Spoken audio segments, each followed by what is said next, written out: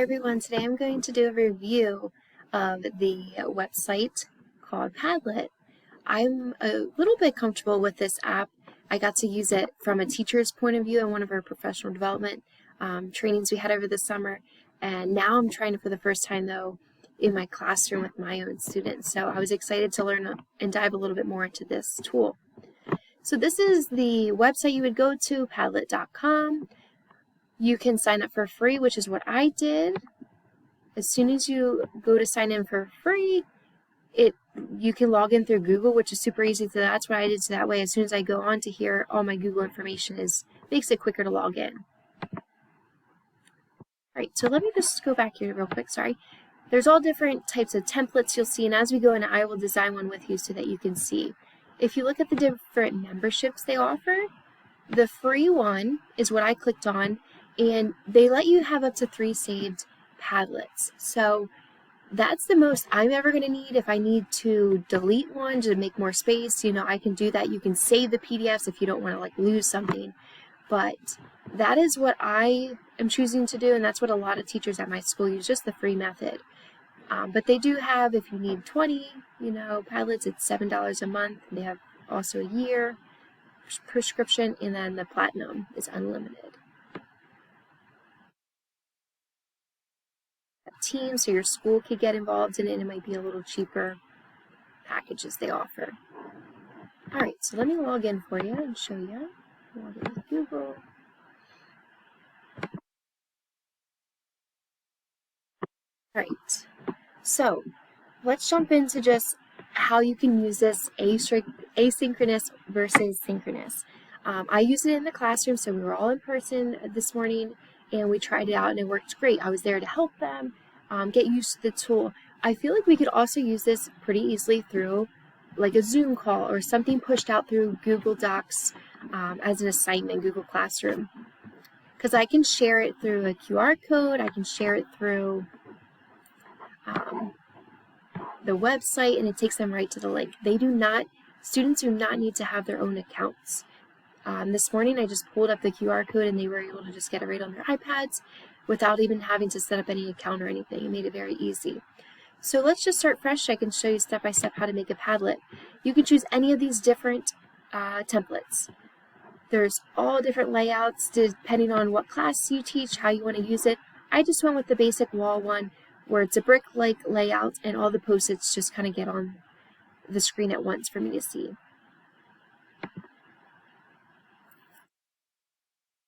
Right, so if you look over here to the right, it's step-by-step how to create it. It was super easy for me to use for the first time, very user-friendly.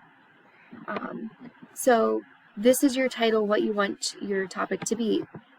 So we could just make something like, right now we're doing fairy tales in our reading program, and we're going to be shortly having a test coming up next week, so I used it as a review for the students. This is my description. Give one character.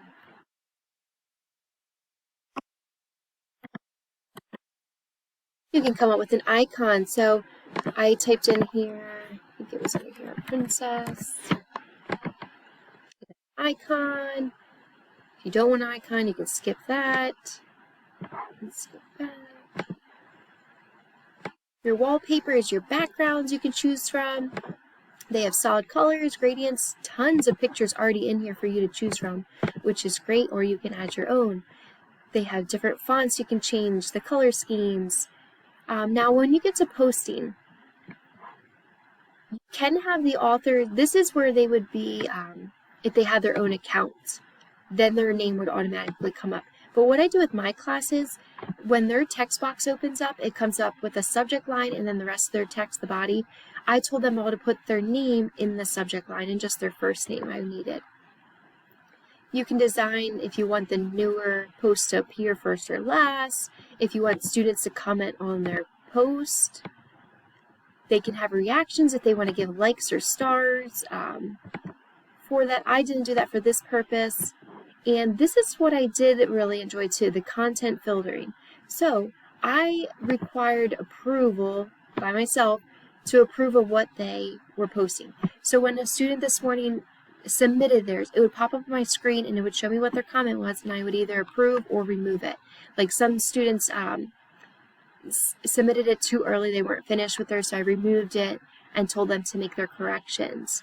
You can also, if you think some students might use profanity, you can put that up to replace bad words with nice emojis.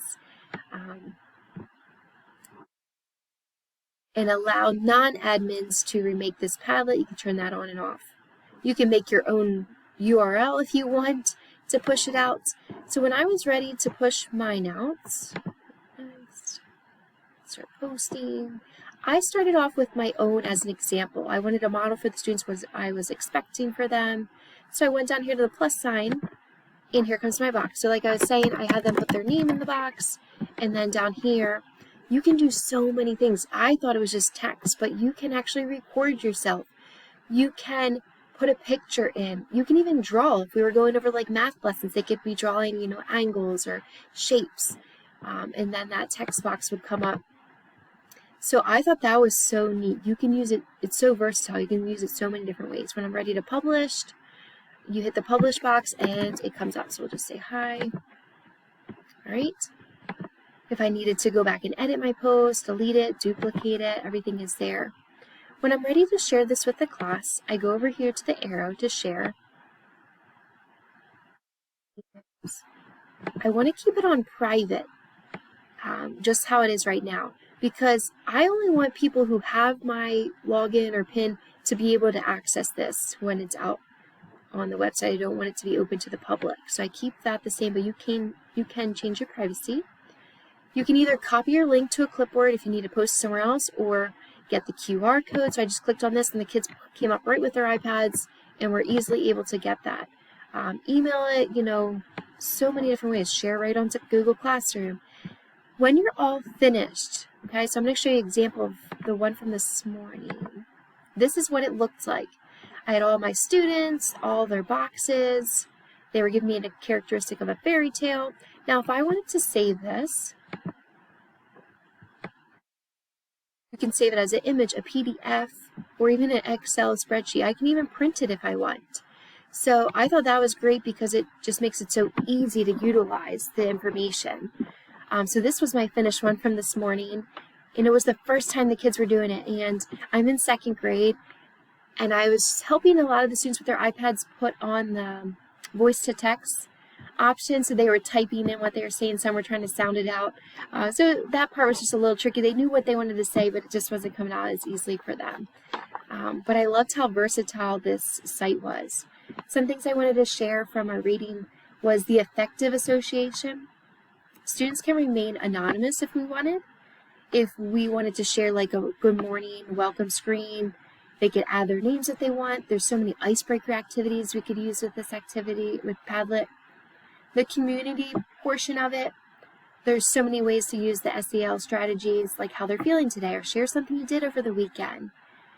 It's just a great, you know, big bulletin board with their own virtual post-it notes. Interactive intensity, there's many different ways students can upload their information, such as pictures, drawings, voice, or video. But if you just want text, then you can explain that to your students what you're expecting of them. The teacher can see their posts and approve of it before the rest of the class can access it or see it. The instructor involvement. I made an example first to model what was expected from my class. Teachers are seeing the responses immediately from our students, and teachers can share and use some posts as even teachable moments. The knowledge and experience component.